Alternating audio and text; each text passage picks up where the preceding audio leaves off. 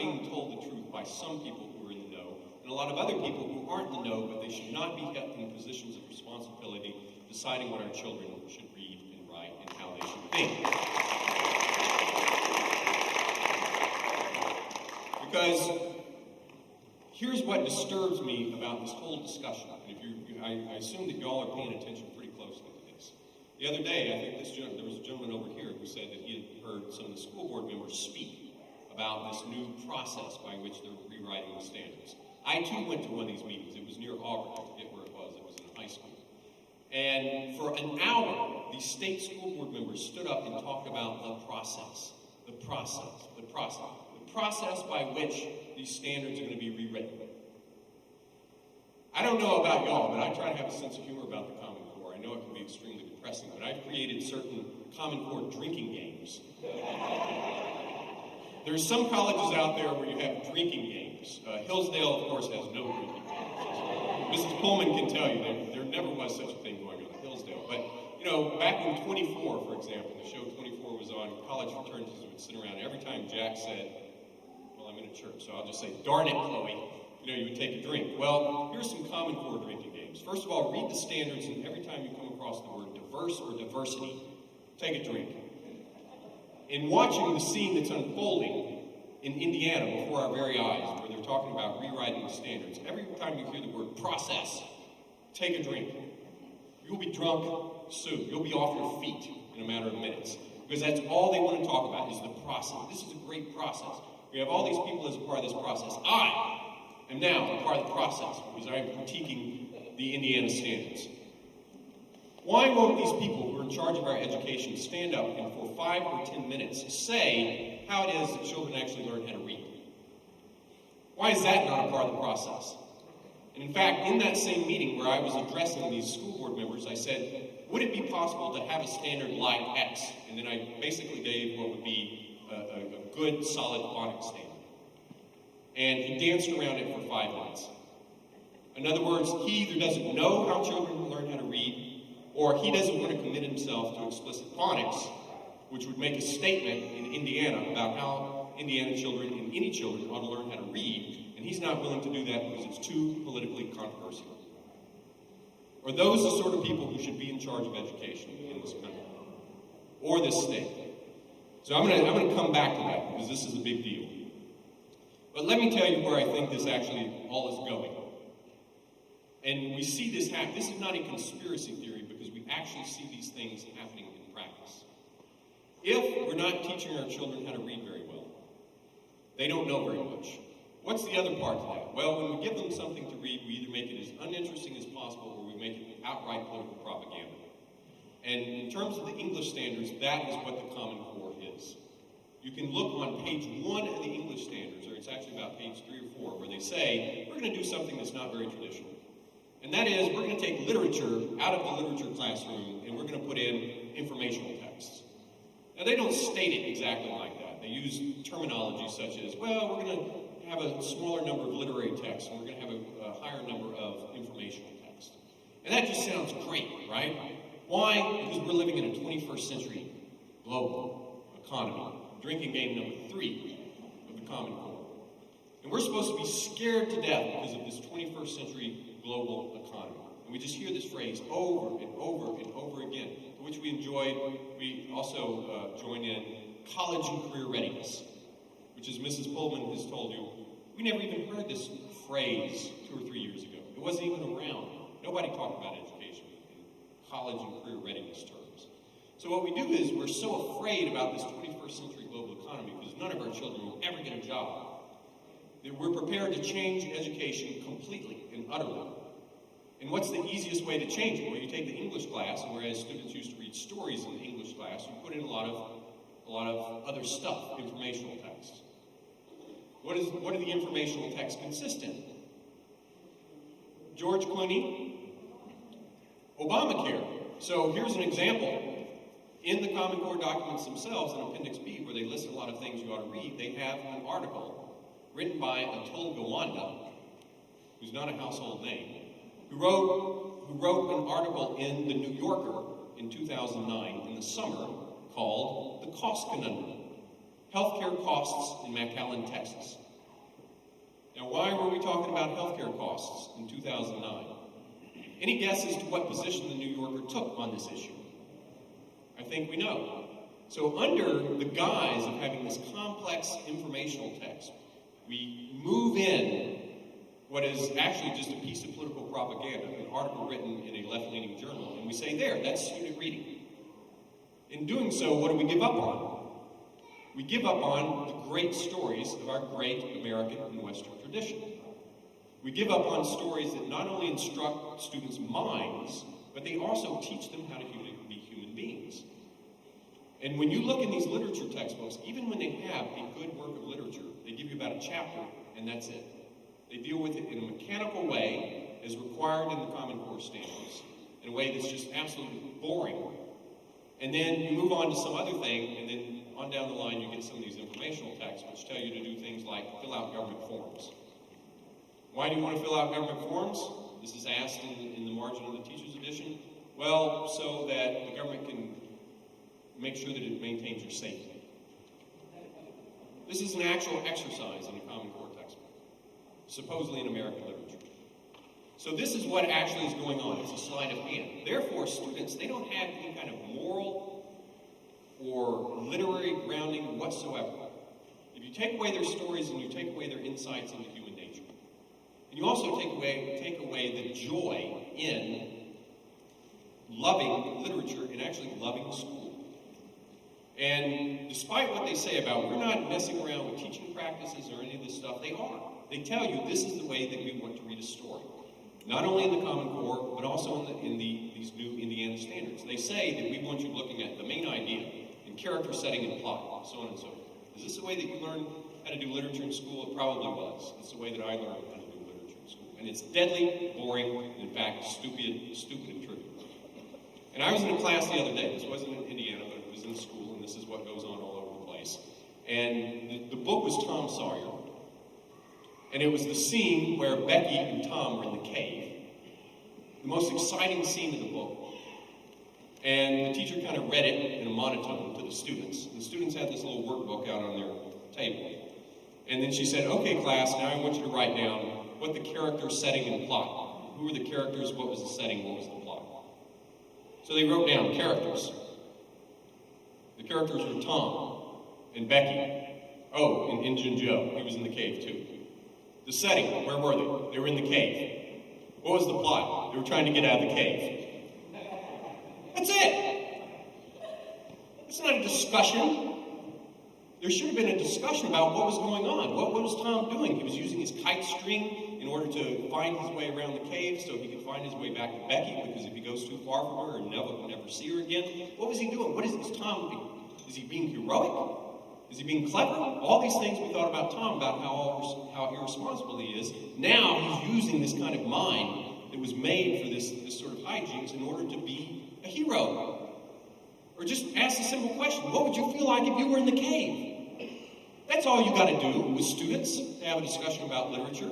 You don't have to have these fancy slogans and this kind of two-bit literary criticism, which kills stories. And yet that's what they want going on in the schools. The other thing that they want going on in the schools, particularly with the literature, so they want more informational text, less literature. They want literature read in a sappy way. The final thing they want is they want an overwhelming preponderance of modern and postmodern authors. Like John Hersey, who wants to talk about Hiroshima. Like the author of The Blue Aside. Like all of these things, some of which just come out as just simple, disgusting pornography almost, but it's not so much porn, it's just a very depressing view of life. And dealing with incest and rape and all of these themes that you don't want children reading about, and yet that becomes the bulk of the high school literature curriculum under Common Core. Now, once again, you're going to say, well, wait a minute, Indiana's out of Common Core. Well, if we can't trust the people who are supposedly rewriting the standards to rewrite them when the whole state is looking at them, can we trust them to adopt textbooks that are not going to be Common Core aligned when everybody thinks, oh, Common Core, done deal in Indiana? Can we trust them? They're going to do the same thing that everybody else in the country is doing and hope that no one is paying attention. What is the end game? for all of this? Well, let me tell you some scary things that are going on, and this is going to affect us whether we're in the Common Core or not. As Mrs. Pullman was saying, this fellow who's behind the Common Core, whose name is David Coleman, he now owns the College Board, or he's the boss of it. So what? What does that mean? The College Board makes the SAT test. The College Board makes the AP tests, Advanced Placement. The SAT test, I don't know if you've seen the Wall Street Journal article or several articles that have come out, but it's being completely rewritten. It's being rewritten, I think, so that they can actually boost SAT scores under the Common Core so that he can say then, look at that, look at all this improvement we made on this completely new test. That's probably part of it. But the other reason is this is very important. The main thing that is being done is that in the vocabulary section of the SAT, the old hard words that used to be in the SAT are going away. You probably remember when you were a junior in high school, finally your English teacher gave you a big long list of words like plethora and neophyte and cerebral and egregious, and you looked at this and said, oh my gosh, what language is this? And the teacher said, you better learn these words because they're going to be on the SAT. Now, if you would have been given a really solid education, which is what I'm going to talk about in a moment, you would have already known those words. This would have been easy. The SAT would have just been a slam dunk. But at least the function of the SAT was, in the past, to show students at some point in their education, though late, there are words that are out there that you need to know in order fully to understand the English language. And you better learn them because we're going to expect you to know them in college. Right? And that was what I took from it. I was in shock when I learned that there was so much English that I did not know. And so I started reading more, looking up words, which students, by the way, don't do anymore. They don't look up words at all because they're taught to know things from context. That's an absurd idea, which is also in the new Indiana draft of the Common Core standards. For example, the Common Core is an egregious document. If you've never heard the word, do you know what that means? Well, probably y'all knew, but a high school student wouldn't. He can't infer from context what that means. So at any rate, why? Why is that going on? Well, here's the deal. This is what I think is going on, is you're going to have a two-tiered system of college entrance. There's going to be this SAT right here that everybody takes, but I'm pretty sure that the elite schools, the private schools on the East Coast, where Mr. Coleman went, I don't think that they're going to align their curriculum with the Common Core. And I know for a fact that the Sidwell Friends School, where the Obama children go to school, where Chelsea Clinton went to school, where the Gore children went to school, they've been called many times and asked whether they're going to align their curriculum with the Common Core. And the first answer you got was, of course not, that's ridiculous. And then they were trained to say, well, we're not making any public comment on that right now. Why? Why the difference? Why would you dumb down part of the nation, most of the nation, and yet preserve the study of literature and the study of language for yourself? Where there's no lesson taught by Plato a long time ago, which is whoever controls the stories of a society, whoever controls the language of a society, controls the society itself. Language and literature are what give you the capacity to speak in public, therefore to persuade others, to get into positions of influence, to be the makers of information. So those schools are not going to jump their literature curriculum, and they're not going to dumb down the teaching of language because they're not worried about the new SAT. They're going to keep on right on doing what they're doing, and they know the result of that. That's only part of it. This is probably the funniest thing about the whole Common Core debacle. They chose math and science for a very important reason, and Mrs. Pullman was leading to it. They tried this before, right? And they tried it especially with history back during the Clinton administration, and it failed miserably. So this time they got a lot smarter, and they said, let's try a couple of disciplines that aren't as contested and as political as history, because we know that we'll get in trouble if we teach Reagan in a certain way, or if we teach the Cold War in a certain way. So let's start with a couple of non-controversial disciplines, math and English. Well, math, you probably know about, is just a disaster. The way that they want students learning math through these ridiculous computational methods that make simple arithmetic look like it's algebra or something. This is ridiculous. But what they're doing with the English standards, of course, is they thought, well, we can just get in and teach them language. It won't be very controversial. people who just give up their stories. They're not wedded to their fiction very much. What they're not telling you is at the same time they're also crafting social studies standards, which are called the C3 standards, which are written and which have been adopted by a lot of states in the country. The purpose being that once a state is invested in Common Core, then it's going to want all of its tests to be aligned with the same kind of testing regime, with the same kind of curriculum, and that brings up the C3 standards. Well, what sort of standards are they? Are they any good? Well, in one of those standards, you get some geography standards. Now, if you were looking at geography standards, what would you think would be on the page of geography standards? As you're reading along the page, what words would you expect to hear? What's that? Okay, map. So you need to know maps. What's on the map? Latitude, longitude, cities, states, countries, oceans, mountains, capitals. You would expect those words to be in the geography standards. No.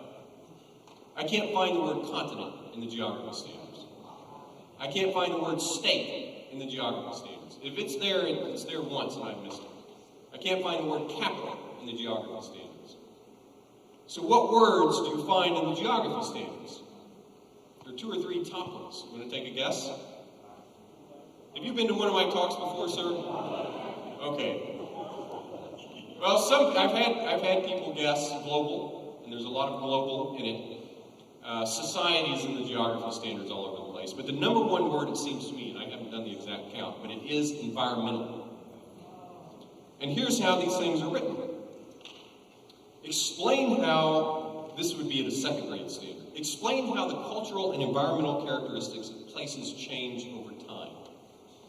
Explain how the cultural and environmental characteristics of places change over time. Notice the verb, change. It's one of the favorite ones. This is at the 2nd grade.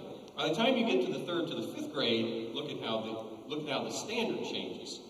This is standard D2.0.12.3-5, which, if you read standards, it means Dimension 2, geography, 12th standard, 3rd to 5th grade range. Students individually and with others should, by the 5th grade, explain how natural and human-made catastrophic events in one place affected people living in other places. Natural and human-made catastrophic events, i.e., global warming. So this is the way you take a dead discipline, which was killed off by the education schools, because the learning of geography is pure mental memory work. So it was gone. But it gets resurrected, how? Under the guise of geography. And so state legislators pick this up and say, hey, great, without reading it. We've got geography standards in the state of blank. And what it really is this is a way to get climate change and environmental activism into your school. And it's all over the place. Well, it gets worse than this. It's even more transparent how biased these things are. Because they go through history standards, they go through geography standards, they go through economic standards and civic standards without reference to a single political event, without reference to a single historical event, without telling you what you're actually supposed to be studying, what you're supposed to study. And then finally, they get to the application section, where it's actually, the section is called Taking Informed Action. And what do you think is the history? And you, sir, cannot give it away. You steal my thunder and we'll have problems. At any rate, what do you think the historical event is that they use to demonstrate taking informed action or applying these standards? Any ideas? What's that? Good guess. Vietnam protests. Okay. What's that? Hiroshima would be a good one. I've had people guess Woodstock before. It's not the American Revolution, obviously. It's not the Civil War. It's not World War I. It's not World War II. It's not even the 60s or civil rights. The question they want you to ask is, what have been the effects of the recent Great Recession?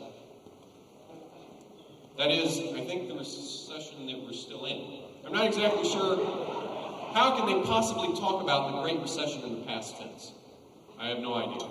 But this is the question that they're asking. This is the question that was written. These were written in 2012. Why would they write such a standard? Well, it's pretty obvious. Who caused the Great Recession? Bush. Who got us out of the Great Recession? Okay, so there you go. So we learn about history by learning about history as it's taking place now. But it gets even better because after they've done that, they bring in two more disciplines, sociology and psychology, so that you can ask questions such as, what have been the effects on effects psychological on different racial groups and socioeconomic groups of the recent Great Recession? Then it's suggested that students be given clipboards and be sent out into their community to ask different people how the recent Great Recession affected them. Is this studying history, or is this community organizing? Well, that's what it is. So this is what the end goal is of the Common Core standards. Make no mistake about it. And to the extent that any state says that it's readopting them, when in fact it's just rewriting them or cutting and pasting them, in order to set up a scenario in which when you then have to figure out how these standards are going to be implemented, what books you're going to have, what lessons are going to go on in the classroom, the default answer is going to be the same thing, the same textbooks that have that nonsense in there. So not only do you have to kill Common Core, the real thing, but unless you actually refound schools on the basic principles of education that are true always and for all times, you will not have won the victory. Because as Mrs. Pullman was showing, this has been going on for 100 years. This is a 100-year project, and the Common Core is the knockout blow. And it looks like the other side, us, we're stumbling. It's a question of whether we're going to get up from that blow.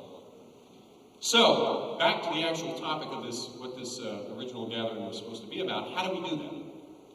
Now, this is an area in which I actually have a lot of confidence, because I have confidence in the human mind, and I have confidence in the spirit of Americans. It's just a question of whether we have the will to do this. Because I believe that education, we've known what education is for the last 2,000 years or more in the West. We've known what education is in this country for 400 years, even before there was the United States of America. This education and creating standards for education, or just simply getting back to the old idea of creating schools, is not hard. It's just that the whole system right now is against us. In terms of what would be the expectations of education, such as standards, are those hard to create? They shouldn't be. So take geography, for example. How hard would it be to write a standard to say that by the 4th grade, all students should know the states and their capitals? Does everybody understand what that means? Could you hold your child accountable? Could you know whether your child was getting taught or not with that kind of standard? Of course you could. Of course you could. Or for history, how about this? By the end of 5th grade, all students should know all the presidents in order. Is that hard? It's hard. They would have to use some memory work. But my child, who's in 3rd grade right now, he knows all the presidents. And it's just because he's been taught them year after year in order. And he loves their middle names, especially. That Ronald Wilson Reagan, why don't we have more like him out there? He says over and over again. He always invokes the middle name of the president. I think it adds gravitas to the president. At any rate, I won't tell you which presidents he don't like, he doesn't like. But we hear about them as well. So that's it. You unfold. It should be, in some sense, a curriculum. Real standards have to point to a curriculum. If they don't, they're useless. And all this gobbledygook about, well, you can't dictate curriculum, that's nonsense. You don't have to tell them which book you have to read in order to do X, but you do have to set up some sort of guideline about what students should know in a school so that parents know and so that teachers know. And then there probably should be standards that are set up just to get all the nonsense out of the classroom as it exists now. So for example, if I had one standard that I could write for high school English, it would be students should read complete works of great classic literature and not books out of anthologies and textbooks. That's it. Then the mischief goes away. And students would be coming home with actual novels rather than these hulking textbooks that have all this misinformation written into them. We shouldn't be beholden to the textbook industry. that is profiting on our demise. So those sort of things can be put into place, but in order for any of that to work, much more has to be done. So let me briefly say what I think would be the outlines of a true revival, renaissance, reformation of education. And it's really fairly simple. You have to have good, knowledgeable teachers teaching great books in subjects as they're meant to be taught to willing students with parental support. That really is what you need in a school. Those are the principles that I worked with for 7 years running a school, and every school that I worked with to help set up uses those principles, and they all work. The tough thing is getting there. So how do you have good, knowledgeable teachers? Well, they have to take the actual subjects that they're going to be teaching. And if you know anything about the education schools in this state or in any other state in the country, they are not spending time teaching, for example, for a future elementary teacher. They're not sitting around and talking about The Wind in the Willows and discussing the book thoroughly so that they can one day get out and teach it. Or they're not discussing Aladdin and the Magic Lamp and, looking at all the language, looking at the characters, understanding what goes on, and just having a discussion about what's really in the book, not in this fabricated way. They're not doing that at all. They're learning how to put up bulletin boards, and they're learning a lot of other hokey stuff and taught these bogus child management skills that almost never work. And a lot of it is just nonsense. And I know this from people who have been through the system and who have told me about it and how it, in fact, discouraged them from wanting to be a teacher in the first place. So the first thing that should actually happen is we should just get rid of the monopoly on teacher certification that's coming out of the departments of education. And if they were to go ahead and maintain departments of education and compete with other departments, fine, keep that, but then it would be a free market. Because the research actually shows that if you want students to learn how to read in elementary school, you hire teachers who have mastered the English language themselves and who know how to teach it, which almost always means an English degree, or even a Latin degree, or a philosophy degree. And every year, this is a tragic fact, but when you look at GRE scores of college majors, out of 52 college majors, the number one major in verbal, what is it called? Verbal awareness or whatever on the GRE, verbal acuity. The number one major is philosophy. The number two major is English literature. What is, I said 52, there are actually 42. What is the bottom major in the GRE? Early elementary education. Below home economics.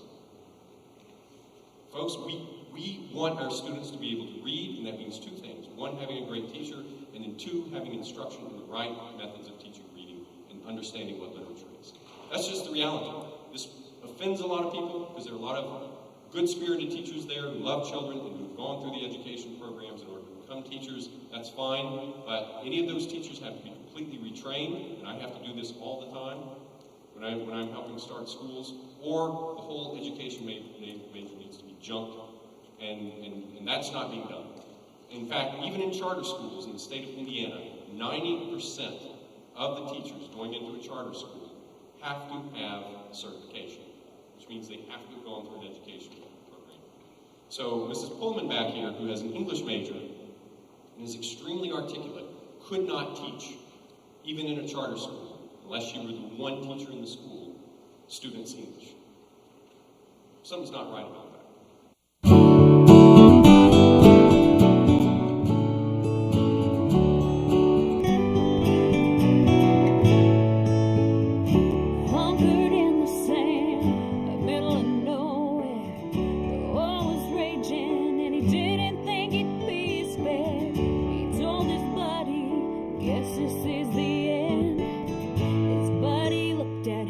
Don't say that.